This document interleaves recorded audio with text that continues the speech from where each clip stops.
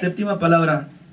Después de estas palabras de victoria, veamos a Jesús por primera vez desde que fue arrestado y llevado a Pilatos con un rostro de triunfo. No quiere dejar nada a medias. Lo que empezó quiere darle un fin más impactante que su crucifixión. Mira a su alrededor, mira al cielo, sonríe, abre su boca y con voz clara y precisa toma fuerzas, se inspira y empieza a dar un grito, no de dolor, no de angustia, sino de victoria. Y dice con el corazón lleno de regocijo: Padre, en tus manos encomiendo mi espíritu. Que el Señor les bendiga. Amén. Y para terminar la séptima palabra, nos continúa el hermano Ramón Chaparro. Aleluya. Gloria a Jesús.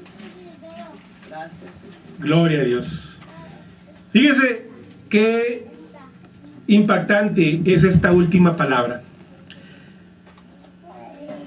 Entonces Jesús, clamando a gran voz, dijo: Padre, en tus manos encomiendo mi espíritu. Y habiendo dicho esto, expiró. Después de esta contundente victoria, algo sucede, algo importante sucede en la vida espiritual, en el ámbito espiritual. Fíjese muy bien, momentos, días antes de que Cristo muriera, de que Cristo estuviera ahí en la cruz, había dicho, y eso lo creímos y lo seguimos creyendo, que Él es el camino, la verdad y la vida. Entonces, ¿cómo entendemos que Cristo murió? Algo importante tiene que salir de todo esto. ¿Qué es lo que sucede? Cuando Cristo nos dice que Él es el camino, la verdad y la vida, no podemos entonces más que creer que algo sucedió, que el Padre algo permitió que sucediera con su Hijo. Él le había dado la autoridad de proclamarse en la verdad, el camino y la vida. Y si Él era la vida, insistimos, ¿por qué murió entonces? ¿Qué fue lo que sucedió? Bueno, fíjese muy bien. Nuestro Padre Celestial iba a glorificar a nuestro Señor con la resurrección.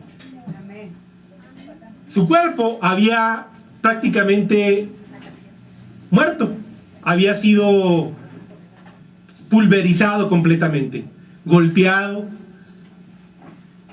había sido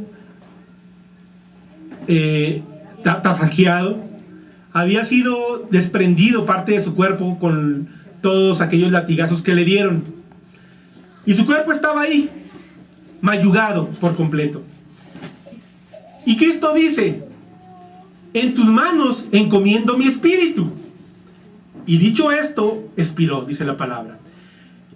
¿Y qué sucede entonces? Él necesitaba de un cuerpo, de un alma y de un espíritu para poder hacer ese milagro y representar la victoria en la resurrección, en la que Él mismo había anunciado a los 3 días después. A través de esa aparición iba a manifestarse la victoria de Cristo y de nuestro Señor en los cielos. Pero entonces, bueno, ¿qué es lo que sucede aquí? Dice la palabra, fíjese, que nuestro Padre Celestial iba a glorificar en la resurrección el cuerpo de Cristo, pero también su alma y su espíritu. O sea, esa triconomía que nos menciona Primera de Tesalonicenses 5:23, donde dice: y el mismo Dios de paz os santifique por completo, y todo vuestro ser, espíritu, alma y cuerpo, que sea guardado irreprochable para la venida de nuestro Señor Jesucristo. Nuestro Señor entregaba entonces ese cuerpo, porque así tenía que ser necesario. Era la voluntad del Padre. Él iba a resucitar. Cristo iba a surgir nuevamente a la vida. Y entonces, ¿qué sucede? Le dice a su espíritu: espíritu, ve al Padre. Pero tiene que volver el espíritu a Él. Él había dicho antes: yo soy la vida. Y no podía desprenderse de la vida, porque Él representaba la vida. Y le ordena a su espíritu entonces: espíritu, ve al Padre. Te voy a encomendar con mi Padre por unos momentos. ¿Y qué es lo que sucede? Bueno, dice la palabra que Él tenía el poder sobre la vida y sobre la muerte. Cuando decide sobre su cuerpo decir, espíritu, sal, porque algo va a suceder. El espíritu sale y el Señor dice en su palabra, en Juan 10, 17 y 18 nos dicen, por eso me ama el Padre, porque yo pongo mi vida para volverla a tomar. Nadie me la quita, sino que yo de mí mismo la pongo. Tengo poder para ponerla y tengo poder para volverla a tomar. Este mandamiento recibí de mi Padre. Entonces nos está explicando Jesús por qué en ese momento Él entregó esa vida. Porque tenía que ser así, porque estaba obedeciendo al Padre, porque tenía que morir para manifestar la victoria en la resurrección. Cuando Él regresa, dice que el Señor, en este proceso de la resurrección, sucede algo bien importante. Fíjese, nuestro Señor baja al infierno y se va a esta parte del infierno en el que antes de que Cristo fuera ascendido a los cielos. Fíjese algo aquí bien importante.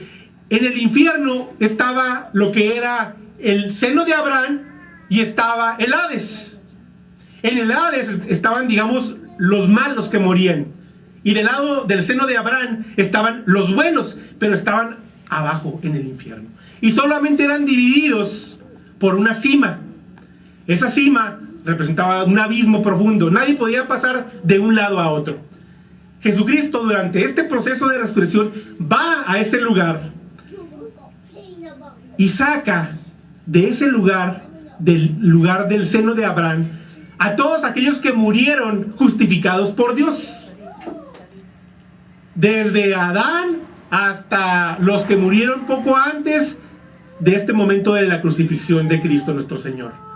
Incluido Lázaro, el hombre del que la Biblia habla, junto con el hombre rico. Aquella historia ustedes la conocen, de que el hombre rico le pide a Lázaro que, pues, le pide a Abraham que le permita ir a hablarle, regresar a hablarle a sus hermanos. Y le dice a Abraham, pues si ya no lo hicieron en su momento, cuando estuvieron en vida, menos ahora que no lo tienen. Cuando pasa Jesús, se lleva de este seno de Abraham y se lo lleva al paraíso, se lo lleva al cielo. Y que se dice la palabra en Efesios 4:8 que fue Cristo al infierno, por lo cual dice, subiendo lo alto, llevó cautiva la cautividad y dio dones a los hombres. Y eso de que subió, ¿qué es? Sino que también había descendido primero a las partes más bajas de la tierra. El que descendió es el mismo que también subió por encima de todos los cielos para llenarlo todo. Aleluya. Cristo había bajado para subir y llevarse a todos aquellos que habían estado en el seno de Abraham.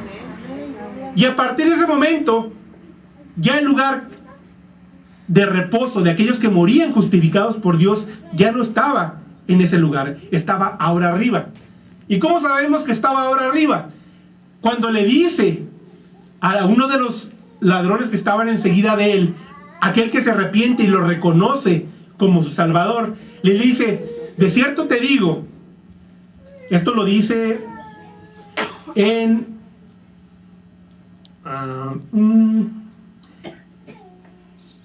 se lo dice al momento de morir, le dice que de cierto te digo que ahora estarás conmigo en el paraíso.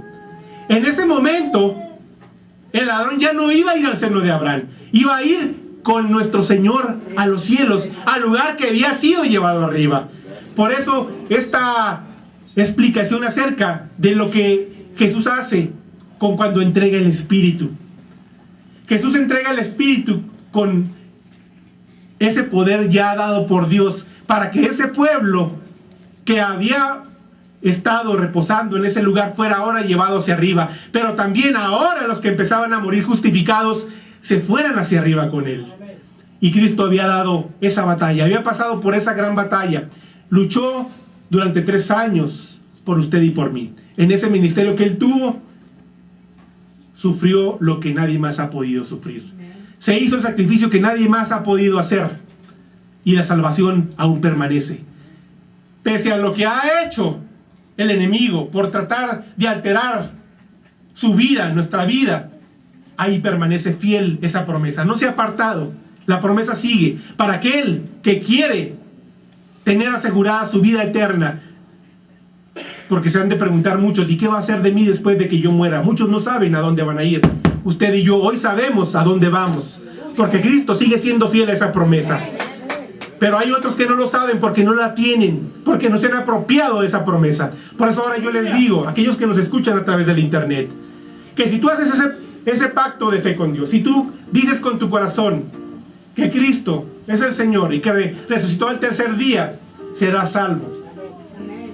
Pero tienes que hacerlo y creerlo, porque de lo contrario seguirás sin la certeza de saber a dónde vas. El propósito que Dios tiene para su vida, solamente Dios lo sabe. Pero lo que sí le puedo decir es que Dios intenta salvarlo. A todo aquel que no tiene esperanza, yo le puedo decir que sí hay esperanza. A todo aquel que no sabe a dónde va, yo le puedo decir que si se acerca a Dios y entrega su vida a Dios, va a ir al paraíso. Y que ese lugar está apartado para usted y para mí, pero también está apartado para usted. Pero solamente necesita hacer ese pacto con Dios. Dios ya hizo su parte, ahora le toca a usted hacer el suyo. Dios les bendiga a todos.